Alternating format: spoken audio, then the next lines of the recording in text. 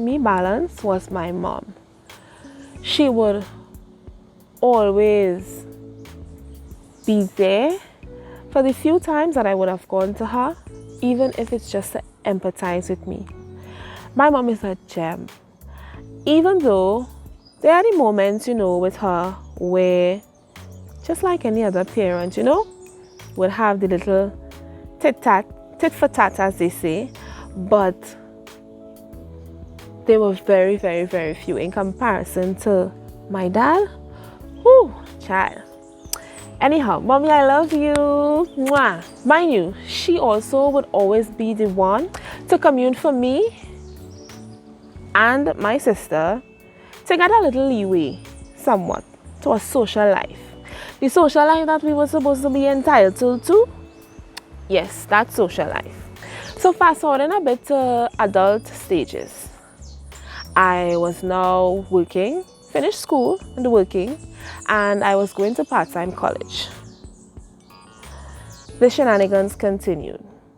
Curfews, still being told the do's and the don'ts, continued feelings as if life isn't perfect, why bother? Or life isn't perfect, so worry about it. You need to worry about it. That was what I felt on a daily basis. I thank God every day that I didn't turn to anything that was detrimental for me or anyone else. As I said, I coped. My sister, she even moved out at the age of 21. Now we were 7 years apart, and back then I would have still been going to secondary school. I didn't understand, but now I definitely understand why she did what she did. Because no matter how hard life got, when she walked out that door, she never looked back. I was about 17 or 18 by now, and I didn't really know how much more of that environment I could take. I prayed a lot, I cried a lot, I wrote a lot of letters and I ripped them up. I had so many questions. Alright, so fast forward again to 3 years later. A window of opportunity presented itself, which to me felt like an escape. I had received an appointment for a permanent position in the beautiful sister isle of Trinidad. My immediate response, like I told you, was yes. I didn't know how I was gonna do it, but I knew anything outside of this environment would have been much better. This was completely new to me. I felt like if this was life, I could do what I want, when I want, on my own time, how I want, and not have to answer to this man. It didn't take me long to settle at all. I adjusted really quickly. However, it continued. It continued for a bit because, of course, the concern, I'm no longer at home. I was the last to leave home. You're considered the baby of the family, even though, yes, like I would have explained to you guys earlier. It didn't take me long to adjust because I felt like I was so ready. When you feel like if you've gotten all the teachings as much as possible that you could receive from being so sheltered, and it felt like forever. You were just ready to put those teachings into practice. You were ready to go out into the world, to just explore, to become, to discover who you want to be. So I was ready. I was really ready. And I used this opportunity, since granted it has been a couple of years, I used this opportunity to try to find myself. Because I'm sure from me telling my story, you could relate to the fact that I wasn't really given a chance. I was confined. I was programmed. I was given a timetable, so to speak, to be adhered to.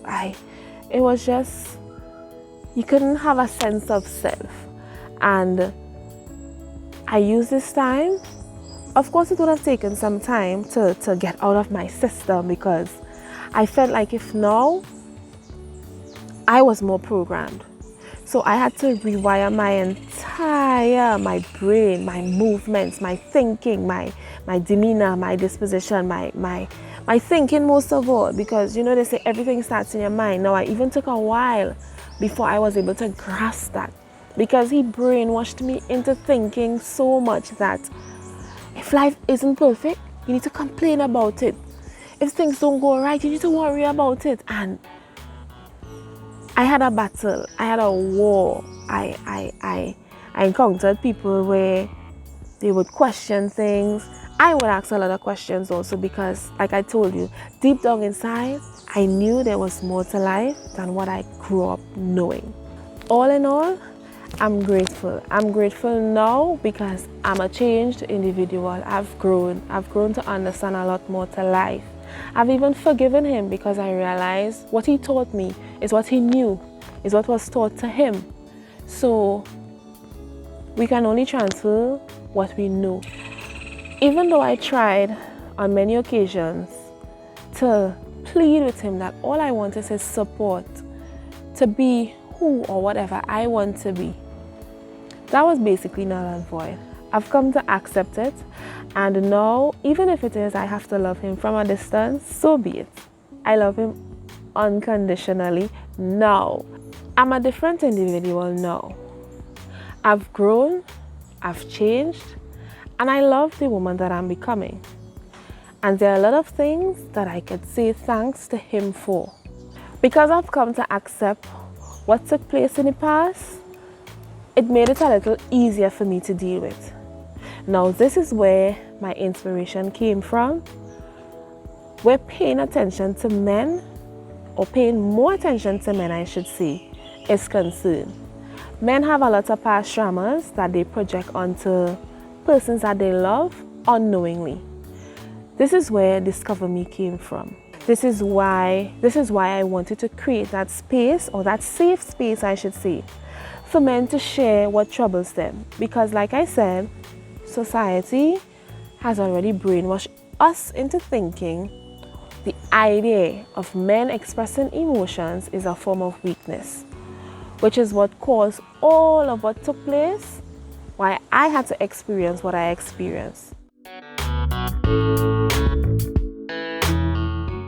So let me tell you, I really had a lot of struggles sharing this story. Of course, it had not gone how I planned for it to, but I shared it anyway. I thank you for watching this video, and I hope that you join me on my journey to discover me, where it allowed me to discover who I am, who I want to become, and also the movement of creating that safe space for men to share their fears, share their concerns, even their emotions, so that they can become the best version of themselves. Mwah! I love you guys. Bye.